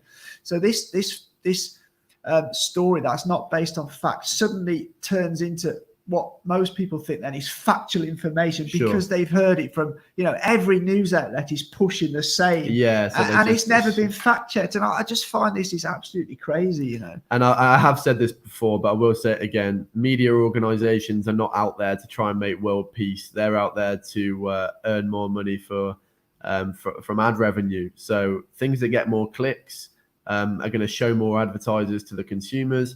So everyone's going to be happy making their money. But what they're doing is pushing countries further apart by doing that with false information. But that is only going to keep getting worse and worse as people continue to fall into that trap and, keep doing that. Yeah, The only I way, think as well. one sec, the only way that's going to stop, I believe, is if people stop clicking on the articles. But I don't see that that's a thing, because as soon as you have an emotional response to it, you're going to click on it. Well, I think one of the reasons that started to happen is the mainstream media were the monopoly before platforms like YouTube came along. So I think as YouTube has encroached in their space and these other platforms, they've got more and more sort of clickbaity to drive the traffic to them. So they're like competing against these social channels. So I think that's one thing. And I think the other thing, the reason why the same information is pumped out by so many of these mainstream media outlets is because ultimately most of them are owned by the same 4 or 5 corporate giants. So you look at the Maxwell empire, they own websites, newspapers, TV stations. So one story gets in there and all of a sudden it's pumped through 20 different channels because that same company owns all those channels. Now, a lot of the public think they're all independent, but they're actually not, and this is another big problem. We will get to these questions that are coming in. We do appreciate everyone contributing. I've lost my train of thought now. Have I? I've lost my train of thought. My bad. Anyway, Happy Shopper is, if it comes back to me, I'll mention it. Happy Shopper, thank you very much. Thanks to Robbie for a super sticker there. Just a second there. Happy Shopper's put a question below saying, a statement saying, please have Tony back on as a guest. He was really interesting.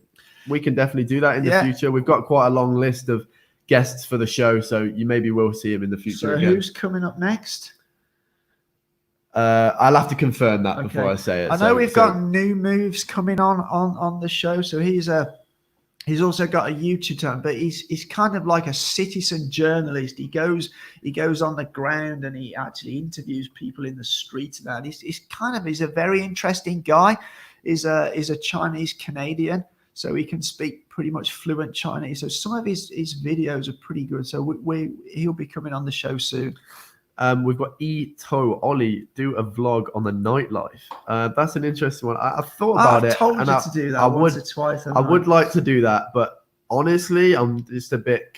I don't like the thought of taking a camera out into a social event and sticking it in people's faces. That's my issue with that. But if I'm going with people, I will confirm with them before. I will eventually do that at some point. Are these the next ones? I think so. Yeah. Just one second. One there. Rob GTI, thank you for that. Dudas Priest again, thank you very much. The other countries getting bullied by the US, that all comes down to the petrodollar being the US currency. It's a zero-sum game here. No such thing as win-win in America. Yeah, I agree with that. And I think things are going to change. I think China are getting more and more out there with their electronic payment. And I believe very shortly they are due to release a fully electronic sort of cryptocurrency that's a central Chinese cryptocurrency. So that will be very interesting to see how that rolls out. Definitely. And to see if people actually embrace it as well, because I imagine there's going to be a lot of negative press towards it to discourage people from but using I mean, you've it. only got to look at Alipay, which is a non-centralized payment system.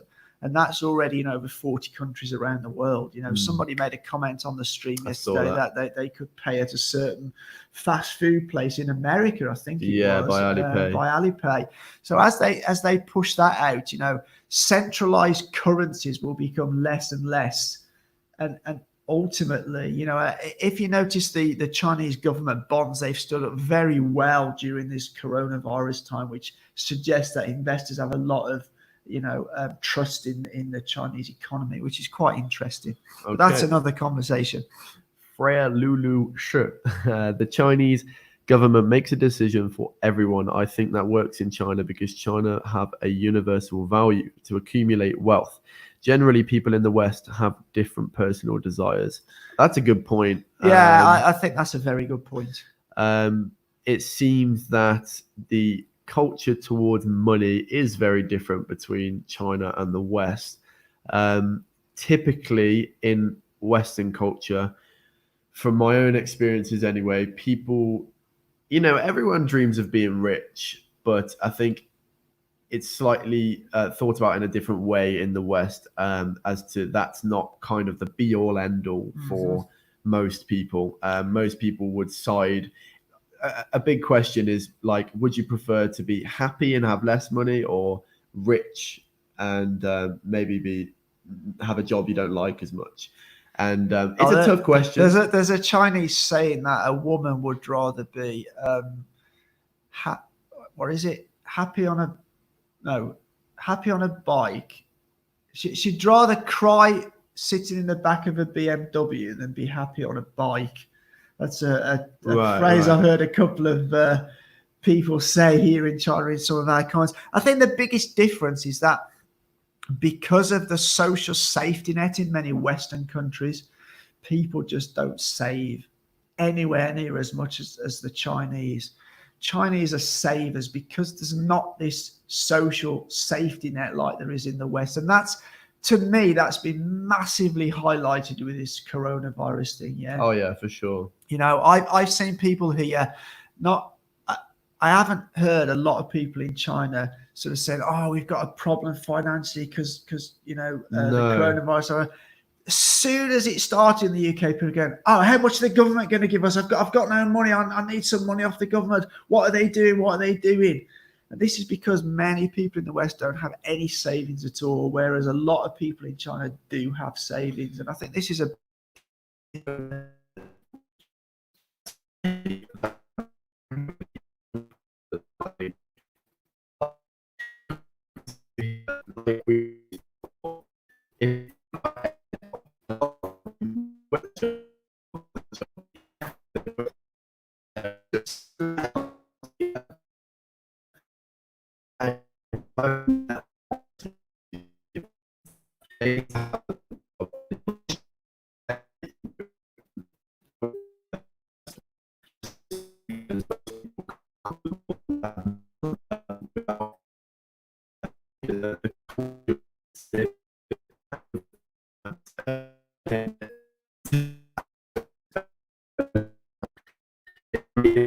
they've got so many schemes that you can get nowadays to spend money that you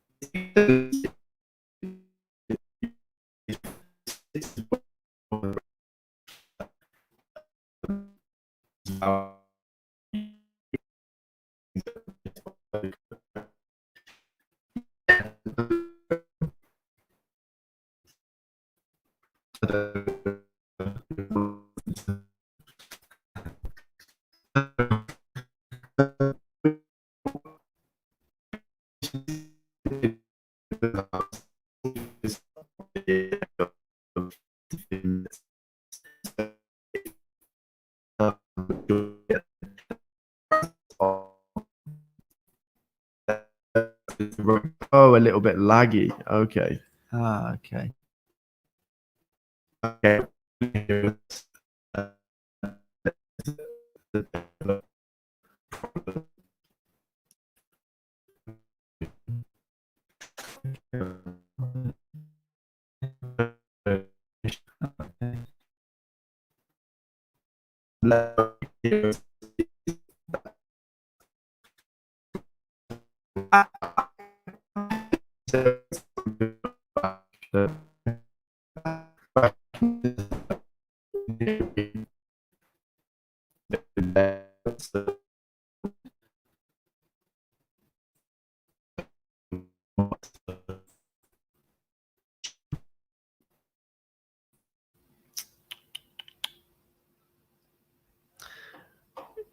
I can't turn that off now, can I? Because it'll. You can try, but you might have to go back in. Okay, just a second. We are trying to fix this. Sort this problem Let out. us know if you can hear us. We're still getting sound issues. There's people dropping out.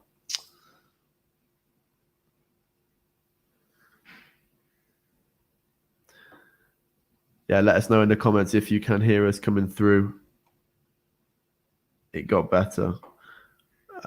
Right. Well, we'll have to carry on anyway. Okay, so yeah, it's much better now. Okay, yeah, we're back. so We're somebody asked, tell us how much you hate the USA and the US citizens. I don't hate the USA, and I certainly don't hate US citizens. I've got a number of American friends. What I do dislike, and I think there's probably many Americans that will agree with. I'm sure there's a lot that won't, but I think the current administration is turning the USA into a bit of an embarrassment. I just see how, and although I say the current administration trying to shift all the blame to China about coronavirus, I squarely think it's down to their own sort of, way they've dealt with it, very poorly. Okay, we had a fellow YouTuber, Giant Nation. He's just put together a video that compared the South Korean response with the American response. And it is staggeringly how worlds apart the response was for those two countries. And they're both advanced countries. They're both democratic countries. They're both equally advanced. And it was just unbelievable in the difference. The video, it's an hour and a half long. It's on Gio Nation's channel. Go and check it out because it's an eye-opener, really is. It is really an excellent video, and people who have put that much work into a project deserve to have their work shown to more people. So yeah, it's very, very impressive. Yeah, you might know him. Just type in Jayo Nation. Jayo. Which is Jayoe Nation, and you'll find that video. You probably didn't hear me before because it was laggy, but we will be finishing up here in the next sort of 10 minutes. We've nearly been going for 2 hours already, which is just nuts. It does go very quickly when you're sort of interacting with everybody in the comments. This one has been really fun. Yeah, I've enjoyed this. Because, we've been able to answer. I love interacting with the viewers and answering questions and stuff like that. I think it's great. Definitely. It's very good because you get a wide range of topic as well, because people are asking different things. Some people are interested in different things. We've got another one in from Fluffing Fluff. Again, thank you very much. China on paper is a communist country, yet strangely it accepts a wide range of ideologies. They just do what works, yet many countries have become the very communist states they hate. Yeah, this is kind of true. Yeah, I mean, you look at what America are now doing to Huawei. That is not what you'd expect at all from a democratic country. You just wouldn't expect a democratic country to be attacking a company. And what I find amazing about this, they're not only now, causing that Chinese company a problem, they're causing other companies around the world a problem by now coming out with this thing saying, oh, if a company uses American-made equipment to produce something, they can't sell it to Huawei. This is going to cause a massive hit to TMSC in Taiwan, who supply like a huge amount of product to Huawei, just because they use. That's like saying, you've bought a car, but you can't use it to drive your mate to the cinema because we own that, that car was bought from America. I just don't understand how America think they can decide what other companies do in other countries just because they bought a machine that was made in America. I just find that absolutely bizarre, and I don't understand why more of these countries are not standing up to America on this. It is very tit for tat, isn't it? And it's just crazy. One will bring the other down no matter what, because countries are going to retaliate, and it's just going to keep getting worse and worse. It makes you think, like, how, if there ever is going to be one, how is there going to be a solution? How is there ever going to be a compromise? Or it's just going to keep getting more and more hostile towards each other? I just think, that how America can make a decision that affects business that another country doing with China, it just blows my mind. I just don't understand that at all. It's just absolutely crazy.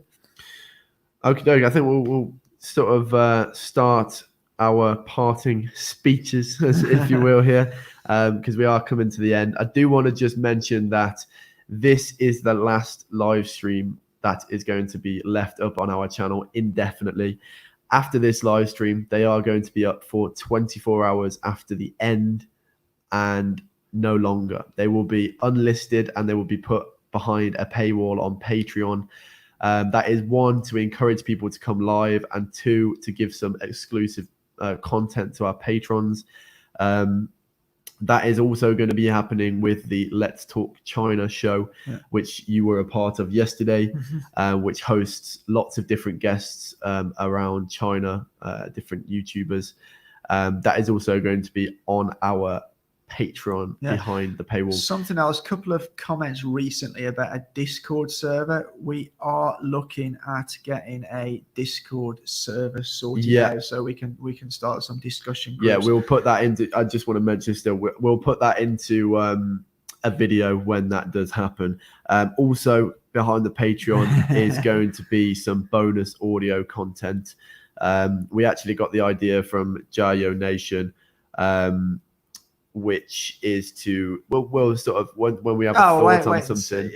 Well, actually, we'll keep it sort of exclusive to the patrons, I guess.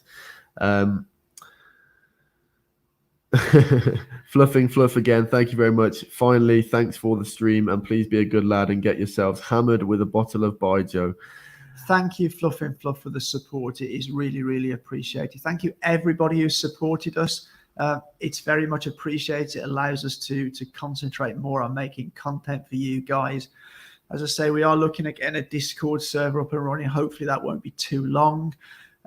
What you can expect for us coming in the coming week, we have an interview. When we were up in Shanghai, we did an interview with a guy named Simon Yu. Now, Simon Yu is somebody who some people say he's very anti-Chinese. I don't see him as anti-Chinese. It's a Chinese guy who has a wife.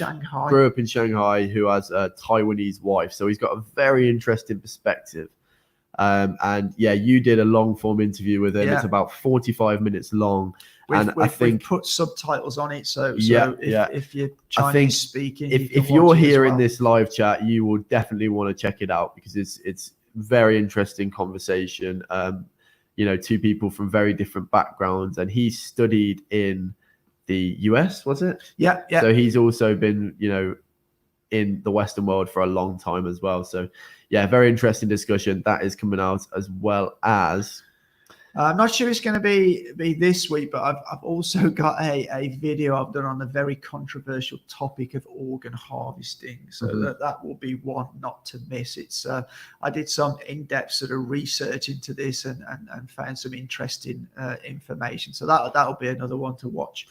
Absolutely. And just thank you again for all the congratulations about 100,000 subscribers.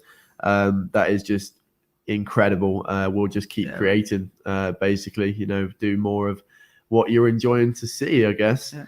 Thank you, Ling Si Lee, for the super sticker. Appreciate that. We will be tuning out. I just want to give a big thank you to This Is China for moderating the stream. Samantha Jenkins. And there's a couple of others who I haven't seen in here, but they have been keeping an eye on the chat for today. So thank you very much. And we'll see you next week. Take care for now. As always, take care.